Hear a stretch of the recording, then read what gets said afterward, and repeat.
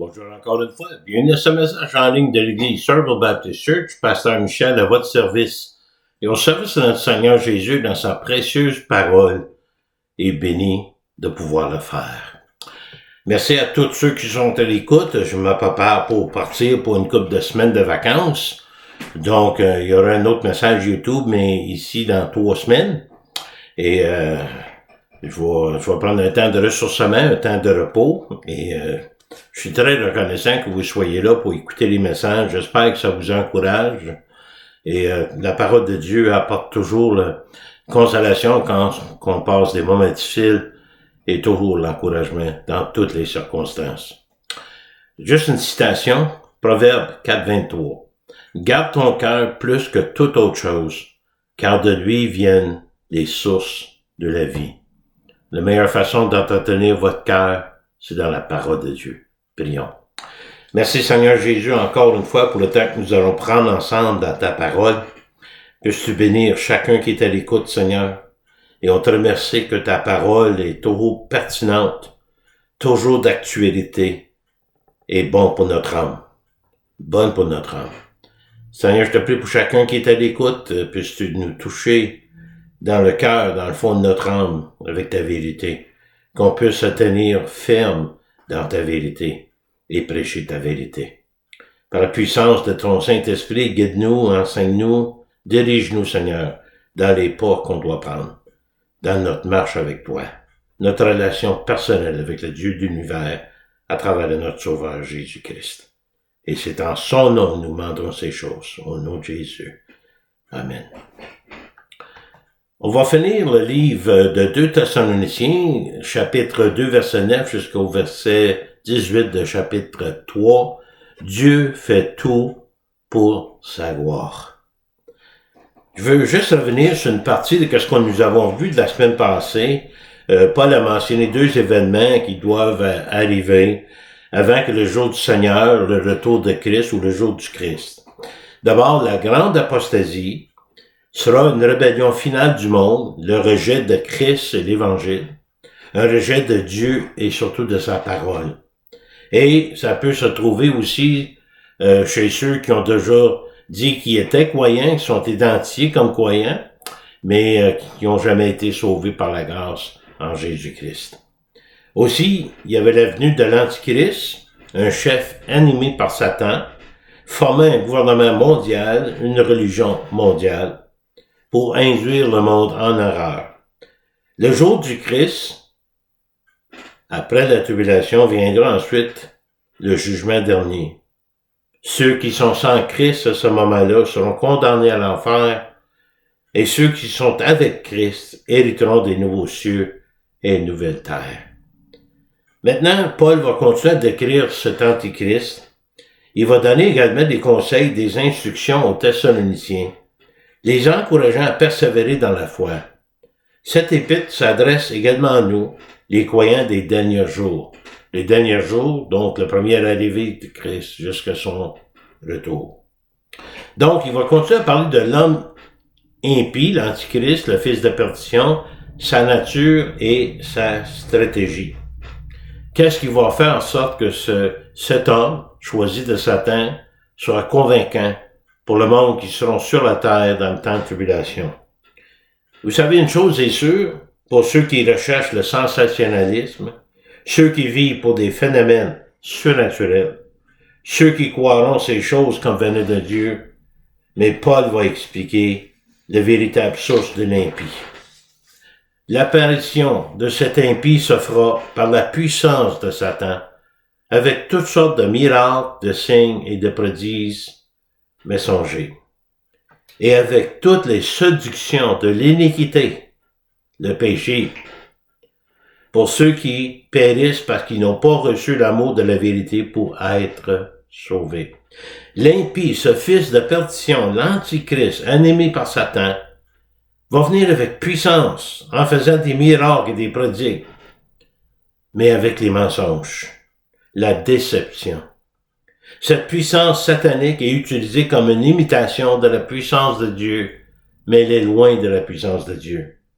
L'intervention de l'impie se fera selon les méthodes de Satan, le mensonge, la violence. Même si quelqu'un, vous savez, possède un pouvoir spirituel, des signes ou des prodigues, cela ne suffit pas à prouver qu'ils viennent de Dieu. C'est pour ça qu'il faut mettre à l'épreuve des esprits. Mais Satan aussi peut accomplir ses propres œuvres par la tromperie ou par ses propres ressources. Il faut se rappeler toujours que le pouvoir de Satan est limité à ce que Dieu permet, parce que seul Dieu est tout-puissant. Le pouvoir de Satan se limite à ce que Dieu permet. La parole de Dieu nous informe clairement sur l'œuvre et des tactiques du diable, et nous découvrons que Satan sert en réalité le dessein de Dieu, en accomplissant ce que Dieu a prévu pour le mal, et la limite pour ce mal. Pour ceux sans Christ, Dieu va en plus leur donner ce que leur cœur désire, davantage d'iniquité, ainsi les conséquences éternelles de leurs actes. Versets 11 et 12. Aussi Dieu leur envoie une puissance d'égarement pour qu'ils croient au mensonge, afin que tous ceux qui n'ont pas cru à la vérité, mais qui ont pris plaisir à l'injustice, soient condamnés. C'est pas Dieu qui les condamne, c'est eux autres qui se condamnent par leur attitude, par leur vécu, par leur rejet de Dieu et l'Évangile. Dieu apporte le jugement et il enverra un égarement puissant par l'intermédiaire de l'Antichrist. L'égarement, c'est l'état d'une personne qui s'accapte du bon sens, même face à la parole de Dieu qui est la vérité absolue, même la logique. Malgré ce que la parole de Dieu dit, ils choisissent les mensonges. Mais cet égarement, fausse illusion, est donné à ceux qui ne reçoivent pas l'amour pour la vérité. Ils ne reçoivent pas, qui n'ont pas, ne veulent pas recevoir.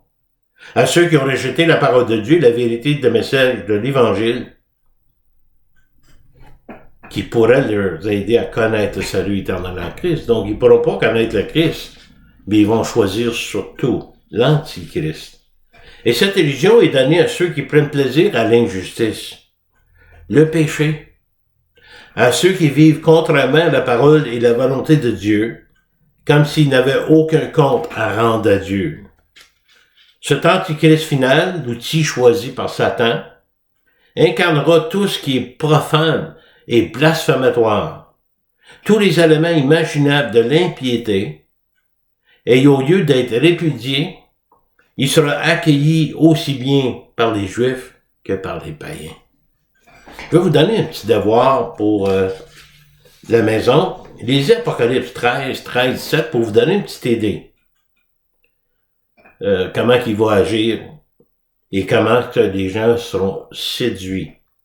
Ceux qui accueilleront cet Antichrist favorablement accepteront même de porter la marque de la bête. Dieu envoie cet égarement aux injustes, et ce sera le châtiment pendant la tribulation, les conduisant même à la condamnation éternelle à la fin de l'histoire. Un commentaire disait ceci, je cite, « Ceux qui ne croient pas en Christ vivent en défiant Dieu. Mais en fin du compte, ces mêmes actes de défaillance seront les véhicules de leur châtiment.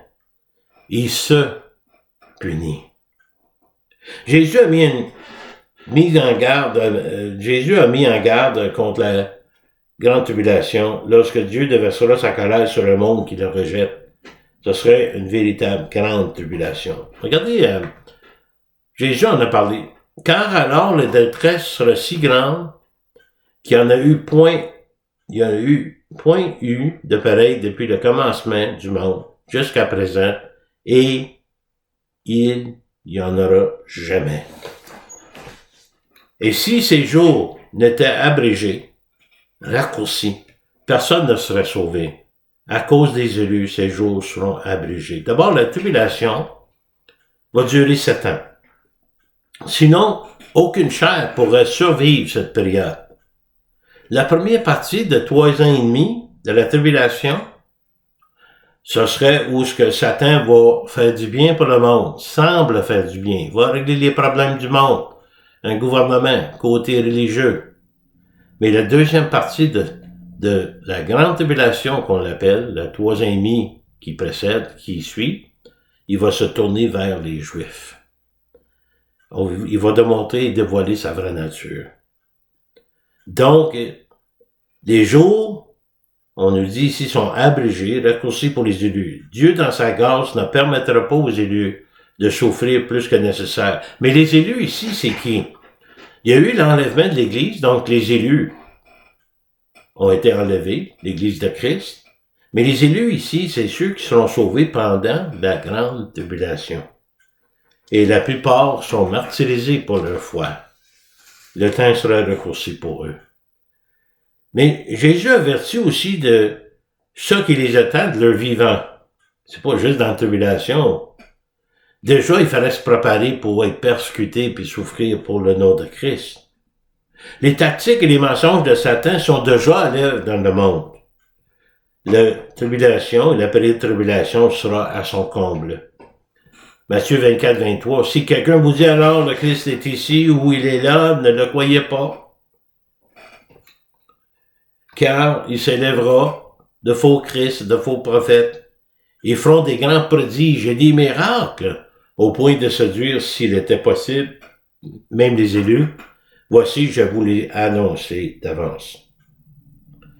Des fausses déclarations trompeuses concernant la venue du Christ. Nous entendons encore des gens annoncer la date et même l'heure exacte de la venue de Christ. Seul Dieu connaît cette heure. La Bible nous dit clairement, toute autre déclaration est un mensonge du diable. Des faux Christ, des faux prophètes, ceux qui se donnent beaucoup d'importance, se faisaient passer pour les sauveurs du monde et les prophètes de Dieu, mais en réalité ils représentent Satan.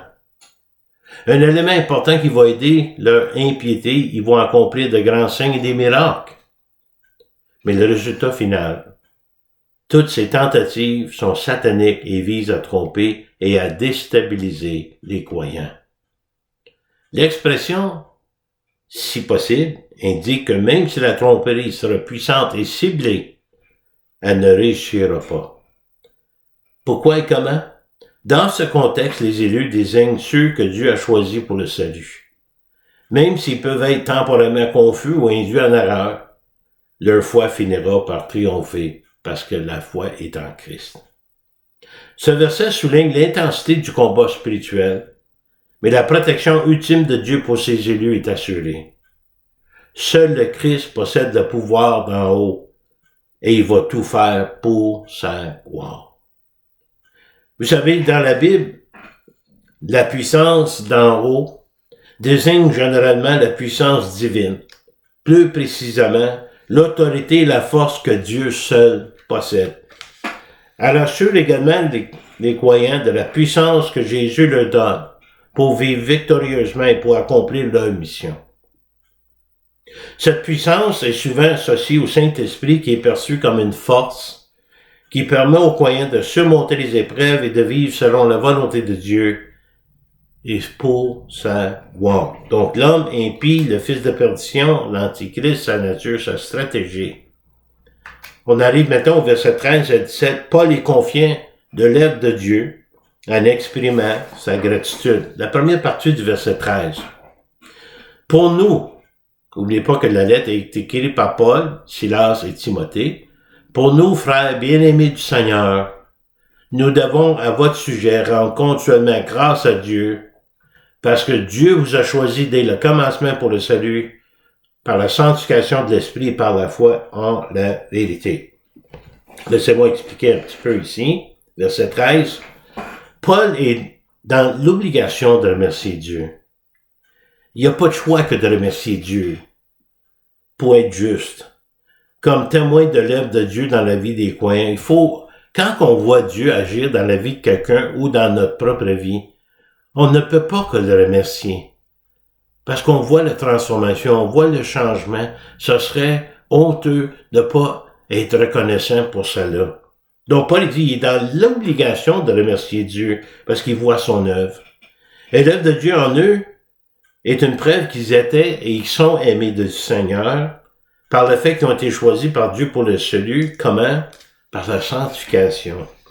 Séparation du monde et consécration à Dieu après avoir reçu le Saint-Esprit par leur foi en la vérité ou dans la parole de Dieu. Donc, pour nous, pour eux, l'Esprit de Dieu et la parole de Dieu sont essentiels à notre sanctification. Si on veut servir le Seigneur, si on veut se consacrer au Seigneur, ça prend ces deux éléments-là. Excusez. C'est à quoi que vous appelez par notre évangile, l'évangile de Paul et les apôtres, pour que vous possédiez la gloire de notre Seigneur Jésus-Christ. Appelés à l'évangile qu'ils ont reçu de Paul, dans lequel ils ont grandi. Et l'évangile, ce même évangile, leur permettra d'obtenir la gloire du Seigneur à la fin de l'histoire. Fait que Paul continue à les encourager, verset 15, « Ainsi donc, frères, demeurez fermes. Retenez les instructions que vous avez reçues, soit par notre parole, soit par notre lettre. » Retenez les instructions. Paul pense aux instructions apostoliques préservées pour nous dans le Nouveau Testament, les enseignements doctrinaux et surtout par l'exemple de foi des apôtres. Il devait continuer à s'appuyer sur la parole de Dieu, délivrée à la fois par la parole venant des apôtres, donc la parole des apôtres, de leur bouche, et par les lettres des apôtres, donc cette épître, et l'autorité venant de Dieu à travers les apôtres, qui est témoignée par leur vécu. Rester fidèle à l'appel de Christ, s'accrocher à la vérité de l'Évangile, faire confiance à la parole infaillible de Dieu, pas douter les promesses et tout ce qui est écrit de Genèse à Apocalypse, même si on ne comprend pas le tout. Maintenant, verset 16, que notre Seigneur lui-même est Dieu notre Père, qui nous a aimés et qui nous a donné par sa grâce une consolation éternelle et une bonne espérance, console vos cœurs et qui vous affermisse en toute bonne œuvre et en toute bonne parole. La puissance de Dieu est dans leur vie, et cela vient de l'amour et la grâce de Dieu. Paul prie que le Père affermisse le cœur en Jésus, avec Jésus qui est la véritable source d'encouragement et de force. Il est une consolation éternelle, une espérance vivante. Que vos paroles et vos actes soient affermis, rendant honneur et gloire à Dieu le Père, Jésus le Fils. Donc, notez bien comment est-ce qu'il dit cela. D'abord, le Seigneur, Paul, il dit ici, bonne œuvre avant de dire bonne parole. Pourquoi? On peut dire des choses qui sont bien, mais on peut agir différemment. Ici, Paul, il dit, agissez d'une telle façon pour glorifier Dieu et parlez avec des paroles pour glorifier Dieu. Faites pas juste parler sans les actions, sans l'œuvre, mais faites les œuvres et parlez-en de Dieu. Et dansez clairement et ouvertement qui vous êtes en Christ et vivez pleinement ce que vous êtes en Christ. Paul est confiant de l'œuvre de Dieu en exprimant sa gratitude. Mais Paul ici demande la prière. Que l'Évangile soit glorifié et qu'il soit gardé des méchants. Donc, Paul demande qu'il prie pour lui. Et ceux qui sont avec lui, comme de raison. Au reste, frères, priez pour nous, afin que la parole du Seigneur se répande et soit glorifiée comme elle l'est chez vous, et afin que nous soyons délivrés des hommes méchants et pervers, car tous n'ont pas la foi. Deux requêtes. Premièrement, Paul demande qu'il prie pour la propagation de l'Évangile, comme cela s'est fait à Thessalonique. Autrement dit, Paul est en train de dire, comme vous avez vu l'Évangile qu'on vous a annoncé, que vous avez reçu, que vous vivez maintenant, et dans lequel vous grandissez, priez pour que ça se fasse ailleurs dans d'autres églises et dans d'autres villes. Mais deuxièmement, ça c'était prioritaire pour Paul, mais deuxièmement, Paul a prié pour être protégé des hommes méchants et pervers. Le contexte, c'est parce que Paul, lorsqu'il a écrit 2 Thessaloniciens, il était dans la ville de Corinthe. Paul a été confronté à une opposition farouche à la parole et à son ministère personnel de l'Évangile dans cette ville.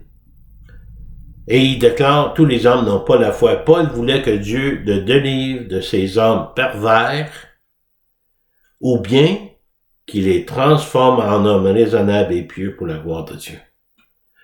Vous savez, quand quelqu'un nous fait du trouble en tant que croyant, nous, en tant que croyants, on peut dire, mais Seigneur, maudis-le. Mais ici, Paul, il dit, protège-nous de ces hommes, mais transforme ces hommes pour qu'ils soient tes serviteurs. Paul, il sait de quoi qu'il demande ici. Lui qui était autrefois persécuteur de l'Église de Christ. Donc, Paul demande la prière, l'Évangile glorifié, garder des méchants. Ensuite, il va prier pour les Thessaloniciens, leur protection, obéissance, amour et patience. Et regardez comment est-ce qu'il commence ça là. Le Seigneur est fidèle. Il vous affermira et vous préservera du malin. Donc, ça qu'il a demandé pour lui, il prie pour eux. Nous avons à votre égard cette confiance dans le Seigneur que vous faites et que vous ferez les choses que nous recommandons. Nous savons avec confiance que Christ va vous aider. Il va vous aider à faire les choses qu'on vous a instruit à faire. Paul prie pour qu'ils soient préservés du malin. Mais la confiance de Paul, que le Seigneur les guidera également dans leurs actions et leurs désirs pour les amener à l'obéissance. Dieu ne se contente pas de nous apporter maturité et stabilité spirituelle. Il travaille en nous avec notre coopération à sa volonté. Si on n'est pas obéissant, t'as bien beau de connaître l'Évangile, t'as bien beau de connaître la volonté de Dieu, mais si t'obéis pas, ça ne te sert à rien. Que le Seigneur dirige vos cœurs vers l'amour de Dieu et vers la patience de Christ. Paul prie sagement pour les Thessaloniciens reçoivent à la fois l'amour de Dieu et la patience de Christ, persévérance et endurance dans leur marche avec le Seigneur.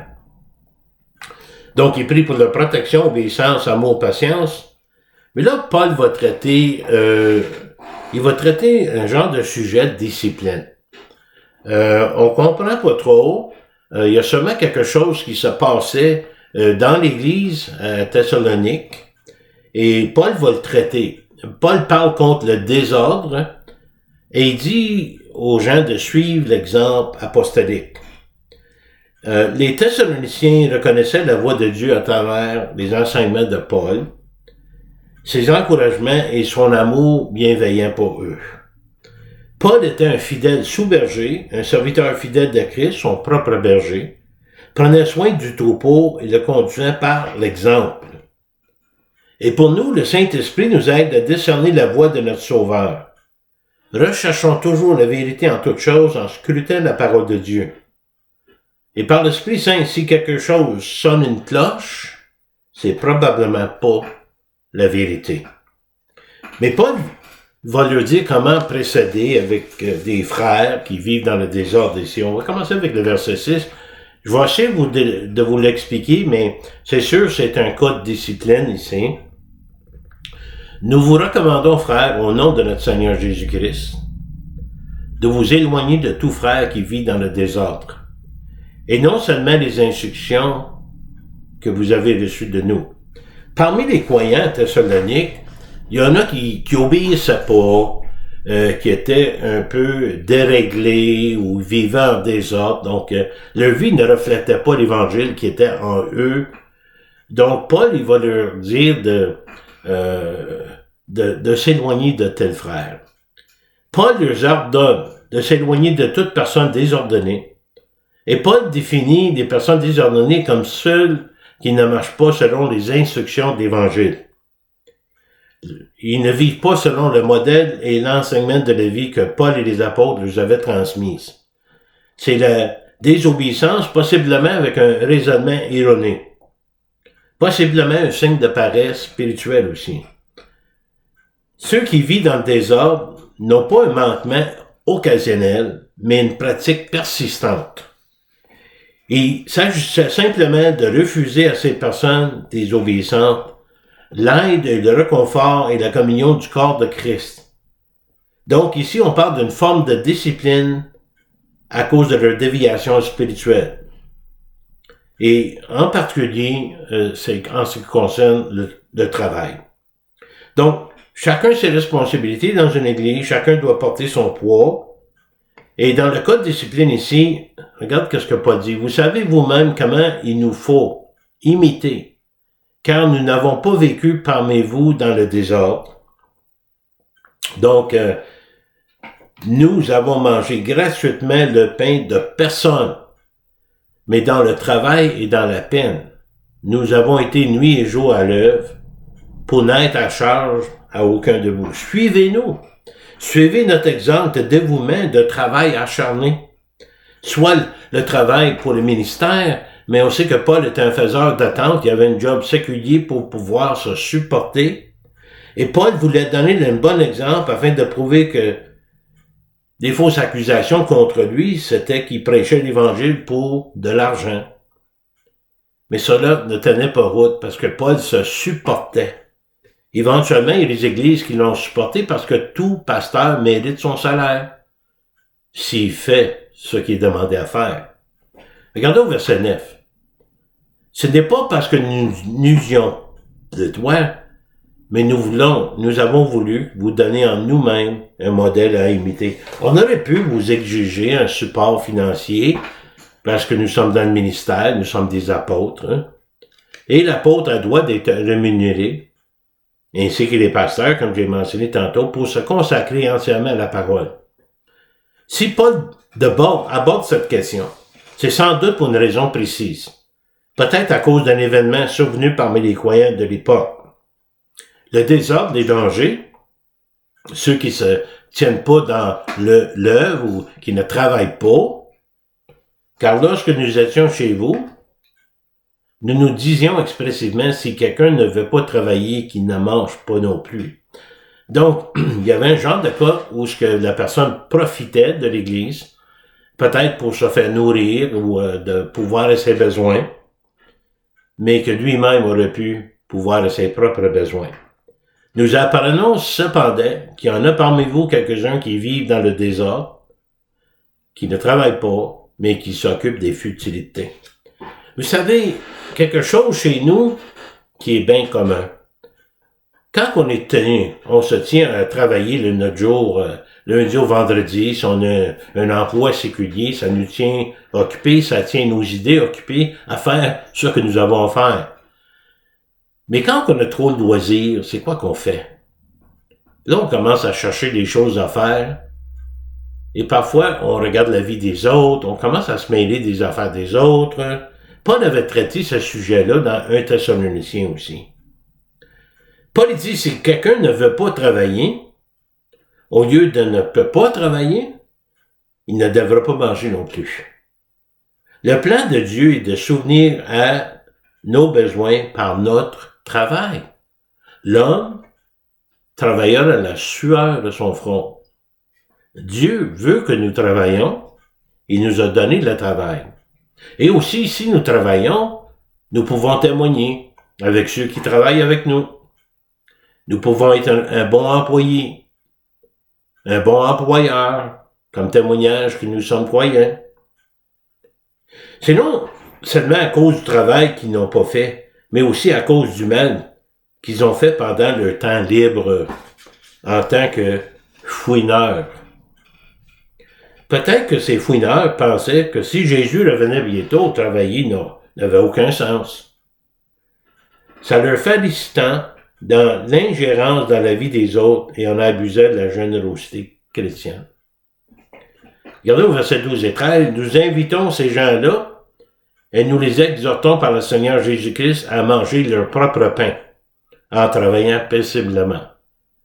Pour vous, frères, ne vous lassez pas de faire le bien. C'est un travail honorable et utile du croyant qui conduit à une vie de sainteté. L'obéissance est le travail acharné comme pour le Seigneur. Et si quelqu'un n'obéit pas à ce que nous disons par cette lettre, notez-le et n'ayez point de communication avec lui afin qu'il éprouve de la honte. Mais ne le regardez pas comme un ennemi, mais avertissez-le comme un frère.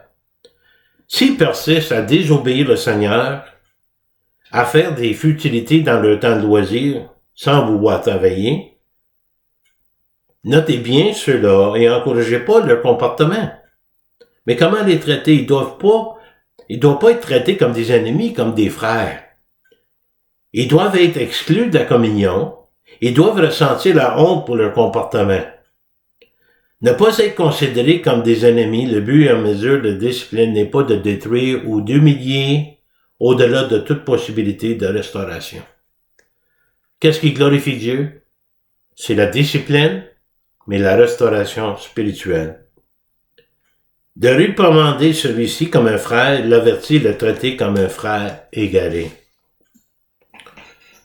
J'ai lu ici, dans un des commentaires, l'excommunication n'a pas pour but d'exclure les hommes du troupeau du Seigneur, mais plutôt de les ramener lorsqu'ils sont égarés sur la mauvaise voie, de les ramener sur la bonne voie. Et le but de cela, c'est de glorifier le Seigneur par leur restauration. Vous savez, Paul, dans ses lettres, traite des sujets très agréables pour encouragement, mais il donne l'heure juste aussi, parce que dans les églises, et depuis que l'Église de Christ existe, il y a eu, il y en a, puis il y aura toujours des problèmes. Et la partie difficile du ministère, c'est la discipline. Il y a eu des cas où j'ai été obligé d'en faire, mais un en particulier à qui je pense, qui a été restauré pour la gloire du Seigneur. Toujours dans le but de glorifier le Seigneur, le Dieu fait toutes choses pour sa gloire. Donc, Paul avertit contre le désordre, suivre l'exemple apostolique. Et Paul va terminer sa lettre avec bénédiction et salutation et l'épître signée par Paul. Verset 16. Que le Seigneur de la paix vous donne lui-même, là, en tout temps et de toute manière. Que le Seigneur soit avec vous. Je vous salue, moi, Paul, de ma propre main. C'est là ma signature dans toutes mes lettres. C'est ainsi que j'écris. On voit souvent que Paul, vers la fin de ses lettres, écrit de sa main. Souvent, c'est quelqu'un d'autre qui écrit ses lettres, puis lui, il va dicter quoi écrire. Mais Paul, il voulait le montrer parce que peut-être qu'il y a eu un cas où quelqu'un a envoyé une lettre, faisant semblant que c'était de Paul, puis ça venait pas de Paul. Mais si Paul veut le rassurer, ça vient de lui, puis il signe la lettre. Que la grâce du Seigneur Jésus-Christ soit avec vous tous. Donc, c'est bénédictions, salutations, on termine le livre de 2 Thessaloniciens. Dans les 2 prochaines semaines, ici à l'église, je serai en vacances. Rosaire, l'abbé en français pour les 2 cultes, et Tony Horde pour les cultes en anglais à 11 heures. Lire la Bible est une chose. L'étudier pour pouvoir tout lire dans son contexte en est un autre. Je vais terminer avec quelques versets dans 2 Thessaloniciens chapitre 2. Ainsi donc, comme vous avez reçu le Seigneur Jésus-Christ, marchez en lui. Était enraciné et fondé en lui, et affermi par la foi, d'après des instructions qui vous ont été données, et abondé en actions de grâce. Prenez garde que personne ne fasse de vous sa proie, par la philosophie ou par une vaine tromperie, s'appuyant sur la tradition des hommes, sur les rudiments du monde et non sur Christ.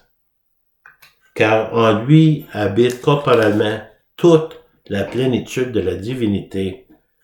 Vous avez tout pleinement en lui, Jésus-Christ, qui est le chef de toute domination et de toute autorité. Il est le Fils du Dieu puissant, tout-puissant. Prions. Merci encore une fois, Seigneur, pour ta parole. Merci pour ces encouragements. Et Seigneur, des fois, quand on parle de la discipline dans l'Église, on a toujours une idée que ça va être difficile. Oui, c'est difficile. Mais Seigneur, c'est dans le but de restaurer quelqu'un dans la relation entre croyants et dans la relation avec toi aussi. Donc, la restauration spirituelle, c'est qu'est-ce qu'on doit viser pour un frère qui s'est égaré, pour nous-mêmes aussi. Merci Seigneur pour tous ceux qui sont à l'écoute, puisse les bénir Seigneur. Je prie pour pour la personne qui peut-être n'ont pas pris de décision d'avoir Jésus comme Sauveur et Seigneur personnel de leur vie. Et donc, Seigneur, je prie pour eux, que par la puissance de la conviction du Saint-Esprit, que tu viennes sur eux pour les convaincre de leur plus grand besoin dans cette vie, de considérer l'éternité avec toi. Merci Seigneur pour ce temps ensemble. Nous te prions, nous te remercions au nom précieux de Jésus. Amen. Vous pouvez me contacter ici à l'église Sorreville Baptist Church, 819-889-2819. J'ai un répondeur aussi. Et je serai absent pour 2 semaines, donc je pars en vacances le 4 et je reviens le 19. Donc, mon courriel mihoule@netrevolution.com. Vous pouvez me contacter même durant les vacances à mon courriel. Je serai content de vous répondre. Vous avez des requêtes de prière, je vais juste jaser. Vous pouvez me contacter par le courriel, puis je vous appellerai avec votre numéro de téléphone. Si vous avez des commentaires, des critiques, questions, réponses, on pourra prendre du temps ensemble. En attendant, que le Seigneur vous bénisse, qu'il vous garde. Merci de votre fidélité d'écoute. À la prochaine fois, restez toujours et demeurez dans la parole de Dieu. Approchez-vous de lui davantage. Et Maranatha, mon ami.